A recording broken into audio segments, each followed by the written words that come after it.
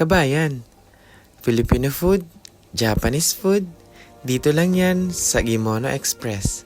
Kaya tara, samahan niyo ako. Guys, meron din silang kapangpangan ningnangan, clay sab donuts, and ang specialty nila ang puto bongbong. So yan guys, ang kapangpangan ningnangan ay naglalabas ng inihaw na seafoods and Cajun seafoods. Specialty nila ang puto bongbong at ang mga inihaw.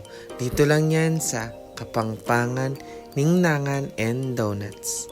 Di rin mawawala ang Sisig Express. Sisig Express, ang specialty nila ay sisig beef and chicken. Guys, ang Agimono pala ay meron ding spicy dilis, crispy chicken skin, normal peanuts, and spicy peanuts. Meron din silang halo-halo. Mga hilig din sa chicken isaw-isaw, lumpiang toge, and dessert. Meron din silang puto cheese, leche flan, cassava cake, and siomai. At meron din silang Japanese takoyaki. At syempre, hindi rin mawawala ang sayawan ng ating mga kabayan. So yun nga guys, sa mga kabayan natin na hindi pa nakakaalam, ang Ajman Asian Food Trip ay meron po silang live band tuwing Friday and Saturday.